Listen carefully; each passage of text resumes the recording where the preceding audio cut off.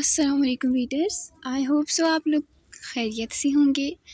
Welcome to the Hazara novels with the new episode of Dil Tera दीदार मांगता है। आई होप सो कि आप लोगों को एपिसोड पसंद आई होगी पिछली वाली। अच्छा, व्यूज़ बहुत ज़्यादा डाउन हो रहे हैं। आप लोगों को अगर नावल पसंद आ रहा है ना, तो आप अपने कॉन्टैक्ट्स, अपने ग्रुप्स वगैरह में भी शेयर करें। और इसके लिए एडवांस से थैंक यू अगर जो करेंगे तो काइंडली दूसरों को भी मतलब सजेस्ट करें कि ये नावल पढ़ें। अगर आप लोगों को पसंद आए तो आई होप सो कि उन लोगों को भी पसंद आएगा ही ना। तो व्यूज़ को कोशिश करें गिरने ना दें, व्यूज़ अच्छे दिया करें और कमेंट्स लाजमी किया करें। मुझे बहुत अच्छा लगता है, मैं पढ़ती हूँ तो। एक महानूर है नाम है उनका, शायद उनका, मुझे बहुत अच्छा लगा था कल उनका कमेंट उन्होंने किया था। कमेंट उनकी हैंड फ्री ख़राब थी और उन्होंने फिर भी अपनी हैंड फ्री न्यू मंगवा कर सुनी थी। हम बहुत ज़्यादा हंसे, मतलब मैं बहुत ज़्यादा हंसी थी इस बात पर। और मैंने उनके कमेंट का रिप्लाई भी किया था। और माजरत जिनके कमेंट्स का रिप्लाई नहीं जा पाता बिकॉज़ वह बहुत ज़्यादा मसरूफ़ होती है। और दिया की मम्मा की भी तबीयत थोड़ी ठीक नहीं रहती, दिया की अपनी कुछ प्रॉब्लम्स चल रही हैं, इस वजह से वो रिप्लाई नहीं दे पाती। पर मैं कोशिश करती हूँ कि मैं रिप्लाई कर पाऊँ। बट मेरा अपना नावल हयातिम भी मैंने अपने यूट्यूब पे स्टार्ट किया हुआ है, तो दैट्स वाई मुझे बहुत ज़्यादा नहीं दिया जाता रिप्लाई। मैं टाइम बहुत मुश्किल से मैनेज कर पाती हूँ और मम्मा की भी तबीयत नहीं ठीक, तो इस वजह से हर बातें बहुत बहुत ज़्यादा कर ली है। नावल को स्टार्ट करते हैं। दिल तेरा दीदार मांगता है बाय माला शाह, एपिसोड नंबर 13। रात को इब्तिसाम डेयरी से वापस आया तो उसकी नज़र किचन में खड़े वजूद पर गई थी। दिल की आवाज़ पर लब्बैक कहते वो किचन की जानिब गया था। सामने का मंजर देख उसका दिल ज़ोर से धड़का था। जहाँ जमजम उसके घुटनों तक आती वाइट शर्ट पहने किस पकाने की जद्दोजहद में थी, उसने इब्तिसाम में अपने कदम उसकी जानिब बढ़ाया था और उसे पीछे से अपने हिसार में लिया था। इब्तिसाम और जमजम की निकाह का किसी को भी नहीं पता फ़िलहाल, ठीक है। सरदार जी आप? वो मुस्कुराते हुए बोली थी। जी मेरी सरदारनी जी, मगर मेरी सरदारनी जी को कैसे पता चला? इब्तिसाम उसके बालों में चेहरा छुपाए बोला था। आपकी खुशबू से। वो ये कहती मुकाबले को फिर से अपना दीवाना कर गई थी। क्या कर रही हैं मेरी सरदारनी? सरदार जी भूख लगी है, वो मासूमियत से बोलती। अच्छा इधर हटे, मैं अपनी जान के लिए खुद नूडल्स बनाता हूँ। उसने उसे उठाते शेल्फ पे बिठाते कहा और नूडल्स बनाने लगा। वो मुस्कुरा कर उसे देखने लगी थी। कुछ ही देर में नूडल्स बनाकर उसने उसके सामने रखे तो वो मुस्कुराते खाने लगी थी और इब्तिसाम उसे यकटुक देखता गया था। खाने से फारिग होते उसने जमजम को अपनी बाहों में उठाया था और कमरे में लाकर उसे बेड पर लिटाते वो उसे देखने लगा था। क्या हुआ साईं, आप ऐसे क्यों देख रहे हैं? वो उसे खुद को देखता पाकर बोलती। आप अभी बहुत छोटी हैं, मगर क्या करूं, आपको देखकर ये दिल बेखुद सा होने लगता है। वो प्यार भरे लहजे में बोला, मगर सारी बातें उस मासूम के सर के ऊपर से गुजरी थी। मलकियत का एहसास और दिल के कहने पे वो उसके होंठों पर झुका था और ख़ुद को सैराब करने लगा। जमजम ने उसकी शर्ट को ज़ोर से पकड़ा था। कुछ देर बाद वो पीछे हटा तो जमजम लंबे लंबे सांस लेने लगी थी। आई एम सॉरी जमजम, मगर मैं आज खुद को रोक नहीं पाऊँगा। उसके गाल सहलाते बोला था। मेरा साथ देंगी ना? उसे समझ तो नहीं आया वो क्या कहना चाह रहा था, मगर उसने इस बात में सर हिलाया था। जमजम आप जानती हैं मैं क्या कहना चाह रहा हूँ? इब्तिसाम ने जमजम को एक नज़र देखते हुए पूछा था। नहीं सरदार जी, हम नहीं जानते आप क्या कहना चाह रहे हैं। वो अपने गालों को तपता महसूस कर रही थी। मैं आपसे अपना हक लेना चाहता हूँ, लेकिन मैं जानता हूँ अभी आप बहुत छोटी हैं। इब्तिसाम ने एक बार नज़र उठाकर जमजम को देखा था, जो कि पीछे की तरफ होती बेड से जा लगी थी। सरदार जी कुछ होगा तो नहीं ना हमें? जमजम ने मासूम सा मुँह बनाया था। इब्तिसाम उसकी मासूमियत पे जी जान से फिदा हुआ था। नहीं मेरी सरदारनी जी, जब तक आपके सरदार जी हैं आपको कुछ नहीं हो सकता। इब्तिसाम कहते उठकर जमजम के करीब बैठा था। पक्का? जमजम ने तस्दीक चाही थी। जी पक्का। इब्तिसाम ने उसे बाजू से थामा था। फिर अचानक छोड़े हमें, हमने कहा ना हमें छोड़े। वो एकदम चीखने लगी थी। इब्तिसाम एक पल को उससे दूर हुआ था। जमजम क्या हुआ? जमजम आप ठीक हैं? इब्तिसाम ने सवाल दोहराया था। बाबा साईं, अदा साईं बचाएं। वो रोती खुद को खुद में ही छुपा रही थी। जमजम आहिस्ता बोली। इब्तिसाम धाड़ता हुआ जमजम को चुप करवा गया था। हाँ हमें छोड़ दें प्लीज़, हमें जाने दें। जमजम ने इब्तिसाम के आगे हाथ जोड़े थे और यहाँ इब्तिसाम दानियाल सुमरों का जब्त टूटा था। अच्छा आप रिलैक्स रहें, मैं छोड़ के आता हूँ आपको। इब्तिसाम कहता उठकर गेट की जानिब बढ़ा था। उसने आराम से रूम के दरवाज़ा खोलते बाहर की तरफ देखा था। लाउंज खाली था, सीढ़ियों पे भी कोई नहीं था, ना कोई मुलाजिम। इब्तिसाम दरवाजे को बंद करता वापस जमजम की तरफ आया था। जमजम जो उसे भेजने का सोच रही थी, वो जो जमज़म को भेजने का सोच रहा था, अब उसे सोया देख वो हैरान हुआ था। ये इतनी जल्दी कैसे सो सकती हैं? इब्तिसाम को हैरत हुई थी। Oh shit, damn it! उसने गोलियों के बॉक्स को देख एक ज़ोरदार मुक्का बेड पे मारा था। उसने खुद ही तो जमज़म को समझाया था कि जब डर लगे तो एक टैबलेट ले लिया करे, जो कि उसे पुरसुकून करके उस पर नींद तारी कर देती थी। या अल्लाह खैर। इब्तिसाम आराम से जमज़म को उठाता उसे उसके कमरे में छोड़ के आया था। मुझे इनके करीब नहीं जाना चाहिए था, कितना बुरा इंसान हूँ मैं आइंदा उनके पास नहीं जाऊँगा। इब्तिसाम खुद को कोसता सोने के लिए लेट गया था। वो रात के अंधेरे में आधी जली हुई सिगरेट सीधे हाथ की दोनों उंगलियों में पकड़े हवेली में दाखिल हुआ था। उसके ख्याल से सब ही सो चुके थे। दुरेद सुमरो काम के सिलसिले में कुछ दिनों के लिए शहर गए थे। दानियाल सुमरो और दिलावर सुमरो हवेली में ही मौजूद थे। मुख्तियार शाह भी थकन के बायस सो चुके थे। इब्तिसाम देर से काफ़ी देर पहले ही वापस आ चुका था। ये जो दाखिल हुआ है ये दावर है, ओके। वो किचन में दाखिल होता लाइट ऑन करके फ्रिज के पास आया था। पानी की बोतल निकाल कर टेबल पे रख गया। उसने सिगरेट की एक और कश ली थी, एक गहरी कश। आधी जली हुई सिगरेट को वो नीचे फेंकता पाँव से मसल कर डाइनिंग टेबल पर बैठा था। कुछ दूर से उसे कदमों की आवाज़ सुनाई दी थी। वो आवाज़ आहिस्ता आहिस्ता तेज़ हो रही थी। वो बाल आखिर आना बंद हो गई थी। आप यहाँ क्या कर रहे हैं सभी? आप यहाँ क्या कर रही हैं सभी? उसने सबीहा को रात के इस पहर अपने सामने देख खासी हैरानी हुई थी। हम आपसे बात करने आए हैं।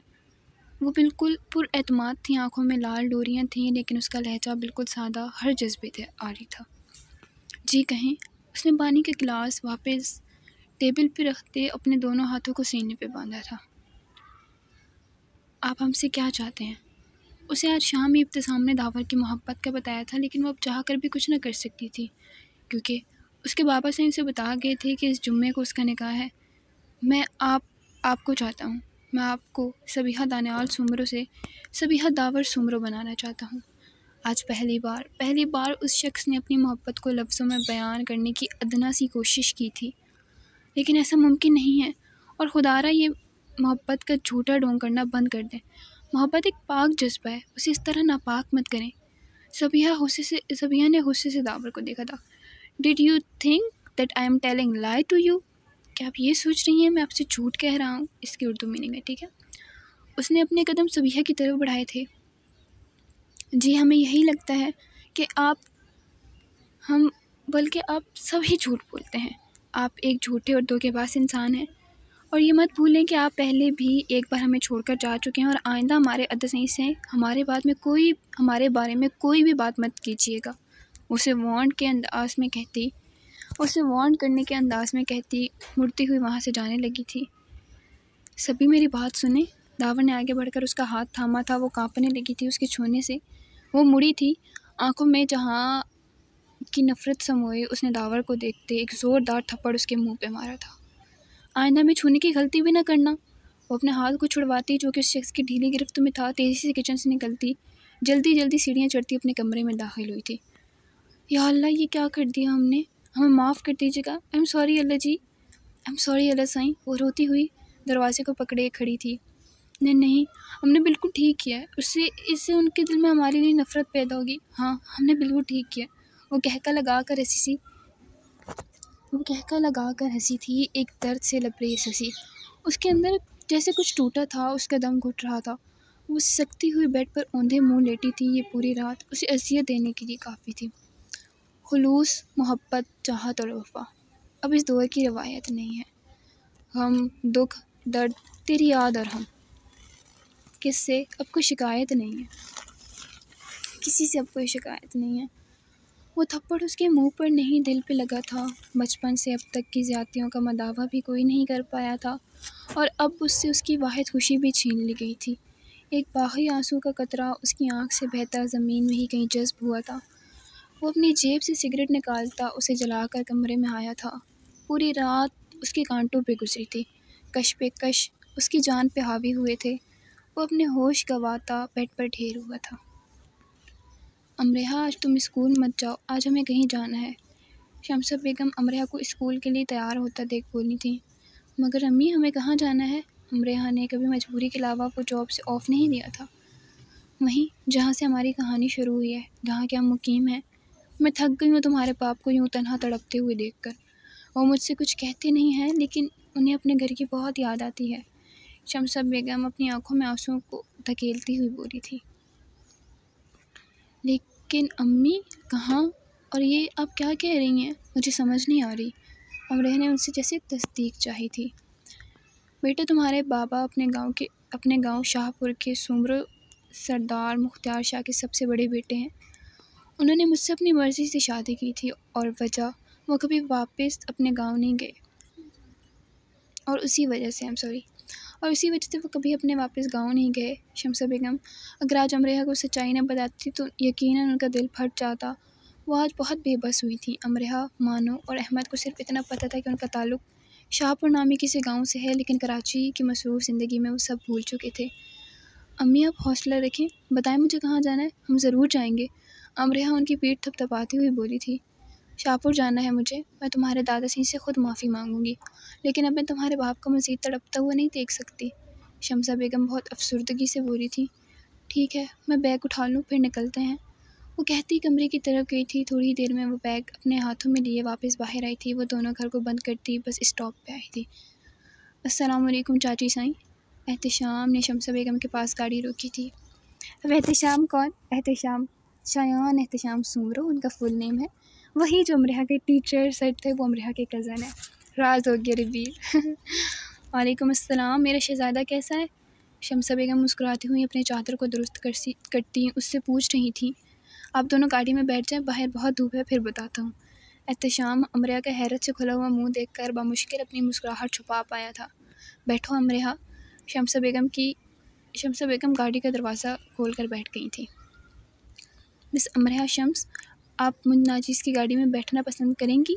आपकी बार एहतशाम अमरेहा से बोला था। वो पिछला दरवाज़ा खोलने लगी थी, लेकिन शमसा बेगम के बैठते ही एहतशाम वो लॉक कर चुका था। अमरेहा अपनी माँ की नज़र में मशकूक नहीं बनना चाहती थी, इसलिए वो बगैर कुछ कहे अपने दांत पीसती फ्रंट सीट पर बैठी थी।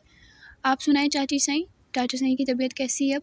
एहतशाम मिरर से एक नज़र शमसा बेगम को देखता गाड़ी स्टार्ट कर गया था। वो ठीक नहीं है शायान, उनकी तबीयत बहुत ख़राब रहती है। मुझे बाबा सही से बात करनी है, लेकिन मुझे डर है कि कहीं हम दोनों को धुतकार न दें। शमसा बेगम ने अपने डर वाज़ा किया था। शायान, कितने नाम है इस इंसान के, और ये मेरा क्या लगता है? अमरेहा का सर अब दर्द करने लगा था। वो बहुत आराम से गाड़ी ड्राइव कर रहा था और बार बार चुपके से उसे अपनी साथ बैठी अमरेहा को एक नज़र देख रहा था। अमरेहा उसकी नज़रें खुद पे महसूस करती दांत पीस कर रह गई थी और चाह कर भी कुछ ना कर पाई थी। अम्मी मेरी एक दोस्त थी। अमरेहा ने एक नज़र पीछे अपनी माँ को देखते बाद का आगाज़ किया था। हाँ तो इसमें क्या है, सबकी होती हैं। शमसा बेगम ने अमरेहा को एक नज़र देखते अपना सर सीट की पुश्त से टिका गई थी। एहतशाम अपनी मुस्कुराहट छुपाता अमरेहा को देख रहा था। अमरेहा को अच्छी खासी बेइज्जती महसूस हुई थी। बेइज्जती? अम्मी यार पूरी बात तो सुने ना, अमरेहा ने अपनी शर्मिंदगी कम करने के लिए कहा था। तो बेटा तुम पूरी बात बताओ। शमसा बेगम हनूज उसी पोजीशन में थी। अच्छा तो मैं बताती हूँ। अमरेहा ने गला खंगारा था। अब बता भी दो। शमसा बेगम संजीदा हुई थी। अम्मी मेरी ना एक दोस्त थी, उसे एक लड़का रोज़ छुप छुप कर देखता था, तो मेरी उस दोस्त ने उसकी आंखें फोड़ दी थी। अमरेहा ने अब की बार एहतशाम को देखा था। हाय अल्लाह, वो लड़की थी ये चुड़ैल। शमसा बेगम अपने दिल पे हाथ रखती सीधी हो बैठी थी। चाची सही, चुड़ैलों की दोस्ती चुड़ैलों से ही होती है ना, इंसान को तो वो खून पीती हैं। एहतशाम अपनी हंसी कंट्रोल करने लगा था। एहतशाम अपनी हंसी कंट्रोल करने के लिए अपने दोनों होठों को आपस में पेवस्त कर गया था। हाँ वैसे ये बात तो है। शमसा बेगम अब उसकी बात समझी ही नहीं थी। अम्मी आप भी? अमरेहा हैरत और दुख की मिलीजुली कैफियत में अपनी माँ को देखती हुई बोली थी। क्या मैं भी? शमसा बेगम ने सवालिया नज़रों से अमरेहा को देखा था। अम्मी ये मुझे चुड़ैल कह रहे हैं। अमरेहा ने मुंह बसोरा था। लो भला, कहने की क्या ज़रूरत है, तुम तो पहले से ही हो। शमसा बेगम मज़ाही अंदाज में बोली थी। एहतशाम अपनी हंसी पे ज़ब्त करता चेहरे को लाल कर बैठा था। अब उसका कहका पूरी गाड़ी में गूंजा था। शायान बुरी बात है, ख़बरदार जो मेरी बेटी का मजाक उड़ाया। शमसा बेगम घूर कर शायान से बोली थी। वो दोनों माँ बेटी शरही पर्दे करती थी। अरे नहीं चाची सही, इनका मजाक उड़ाने की मेरी क्या मजाल है, ये मुझे ही ना उड़ा दें। शायान गाड़ी के बैक मिरर से रेड कलर की गाड़ी को देखता बिल्कुल संजीदा हुआ था। बस कर दें आप मुझे बात ही नहीं करनी आप दोनों से। अमरेहा ने उन दोनों को आंखें से कोड़ते बाहर की तरफ देखा था। अम्मी, एक गोली अमरेहा के कंधे पे लगी थी। या अल्लाह खैर। शमसा बेगम अपने दिल पे हाथ रखती डर गई थी। अमरीहा आप नीचे झुकें, एहतशाम कहता गाड़ी की स्पीड को बढ़ा गया था। हेलो, मेरी गाड़ी के पीछे रेड कलर की गाड़ी है, उसका नंबर है PUN7878। इस गाड़ी को तुम देखो, मैं एक शरीफ आदमी हूँ, मैं कुछ नहीं कर सकता। तुम लोग कुछ करो और जाओ 3 हॉस्पिटल के इंचार्ज को कॉल करके हॉस्पिटल खुलवाओ। आज डॉक्टर्स ने एहतजाज किया हुआ था। शायान ने कॉल काटते अमरीहा की जानिब देखा था। मुझे मेरे बाबा के पास जाना है। अमरीहा के निकाब की पेन खुलती ही उसका खूबसूरत सा चेहरा आया कर गई थी। तो तुम्हें कुछ नहीं होगा महरू, मेरी बच्ची? शमसा बेगम ज़ारों को ताड़ रोने लगी थी। या अल्लाह, ये क्या हो गया? शमसा बेगम ने आगे की जानिब होते अमरीहा को उसके कंधों से थामा था। शायद उसके चेहरे की खूबसूरती में खो चुका था। वो बहुत खूबसूरत थी और उसका चेहरा पुरनूर चमकता हुआ था। चाची सही ने कुछ नहीं होगा, हम बस 5 मिनट में हॉस्पिटल पहुंचने वाले हैं, आप हौसला रखें। शायान का बस चलते तो वो पूरी दुनिया को आग लगा देता, लेकिन वो बर्दाश्त और तहम्मुल से काम ले रहा था। सुबह सुबह दावर आर्यान से मिलना आया था। आर्यान को बुलाओ। वो हवेली में दाखिल होता एक मुलाजमा से बोला था। मुझे ही कहती तेज़ी से सीढ़ियाँ चढ़ती आर्यान के कमरे के बाहर आई थी। अब उसमें हिम्मत तो थी नहीं कि वो उस मगरूर नवाब ज़ादे के कमरे का दरवाज़ा बजाती, लेकिन वो फिर भी हिम्मत जमा करती हल्का सा दरवाज़ा खटखटाकर पीछे हुई थी। आर्यन फ़ौरन जागा था। रिमशा को अपने सीने पर सर रख कर सोया देख ज़हरी लब मुस्कुराया था। उसके माथे पे बोसा देता, उसका सर आराम से तकिए पे रखता, कंफर्टर को उस पर आराम से डालते, वो पैरों में जूते अड़ेस कर कमरे के पास आया था, दरवाजे के पास आया था। I'm sorry। अभी तो 4 बज रहे हैं, इस टाइम कौन है? उसने लैंप की रोशनी में घड़ी को देखा तो जो 4:10 बजा रही थी। क्या हुआ ज़रीफ हुआ? वो दरवाज़ा खोलकर अपने सामने मुलाजमा को सर झुकाए गोया हुआ था। वो साईं आपके दोस्त सुमरो साईं आए हैं, मुलाजमा ने सर झुकाए बताया था। अच्छा, आप उसके लिए चाय नाश्ते का इंतज़ाम करें, मैं शावर लेकर आता हूँ। आर्यन कहता रूम का दरवाज़ा बंद करके अलमारी से कपड़े निकालता, वॉशरूम की जानिब बढ़ाता। क्या हुआ? मुलाजमा को अकेले आता देख दावर उठ खड़ा हुआ था। आर्यन साईं नहा कर वापस आते हैं, जब तक मैं आपके लिए चाय बनाती हूँ। मुलाजमा कहती किचन की जानिब जाने लगी थी। नहीं बुआ, शुक्रिया, मुझे चाय नहीं पीनी। दावर ने पूरी रात अजियत में गुजारी थी। उसकी लाल आँखें उसके रत जगह का पैगाम देती थीं।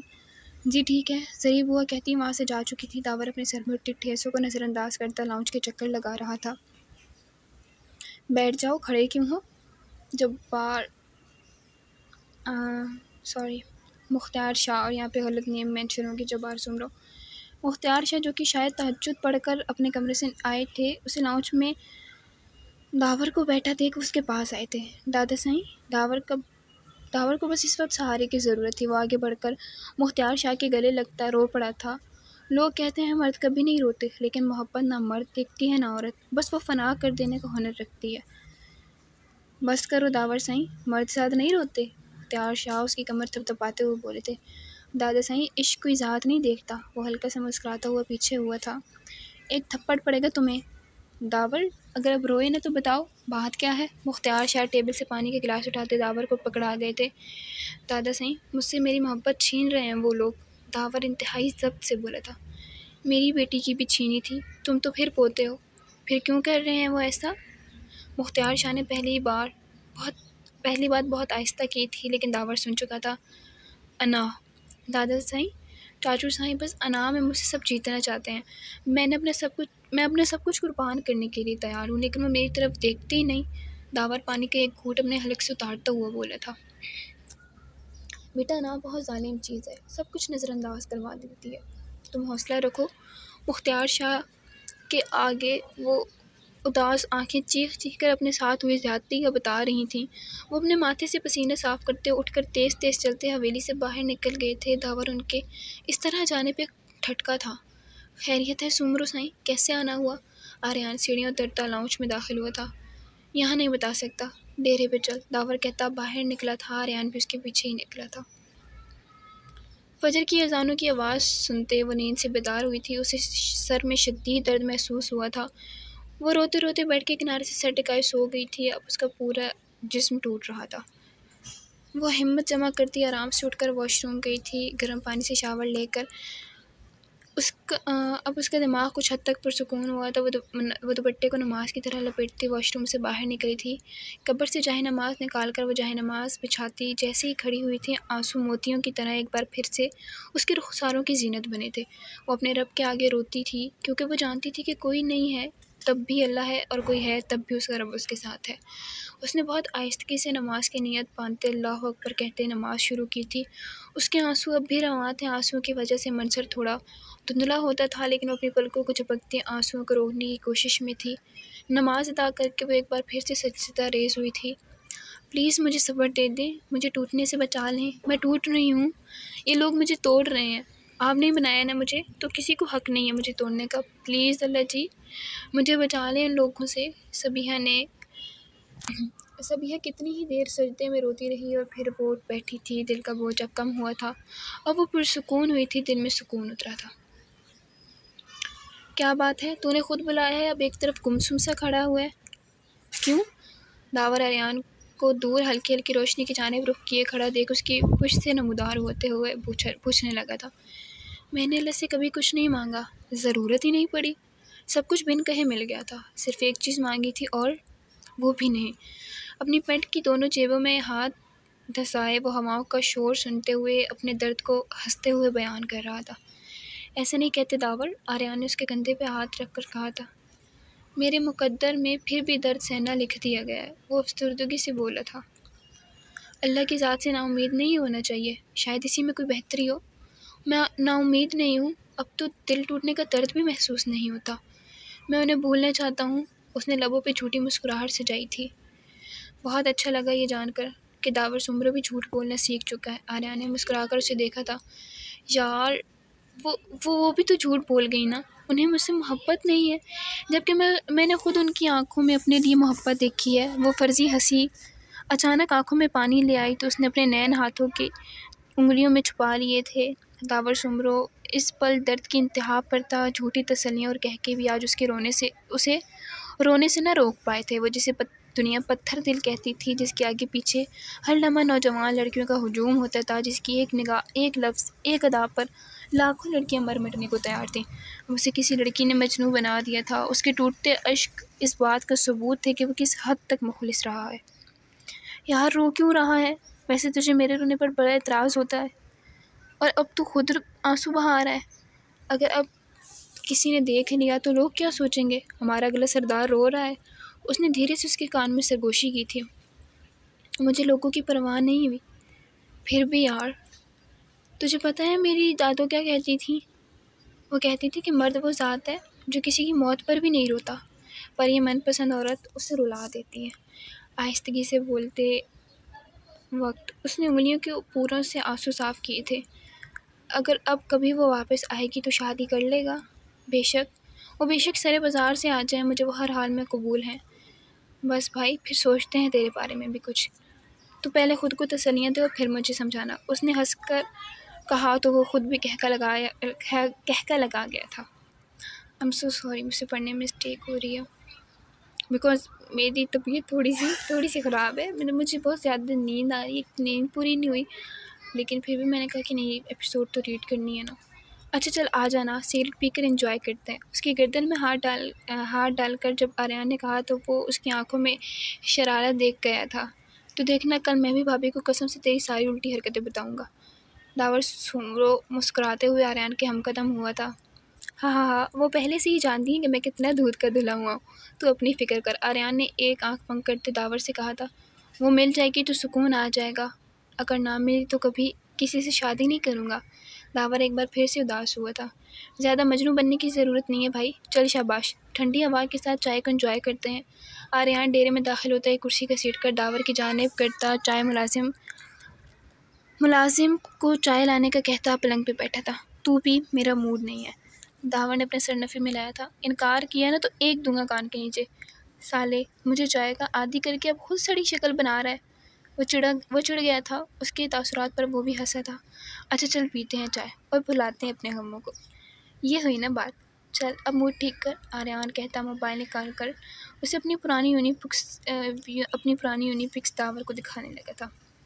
आई होप सो कि आप लोगों को मेरी गंदी सी आवाज़, इतनी बुरी सी आवाज़ अटक जाती है थोड़े समय बीच में, इसमें रीड किया हुआ नॉवेल समझ आएगा और अच्छा सा रिस्पॉन्स कीजिएगा काइंडली और चैनल को सब्सक्राइब ज़रूर किया करें और कमेंट्स लाजमी किया करें। तो हमें याद रखिएगा। अल्लाह हाफ़िज़।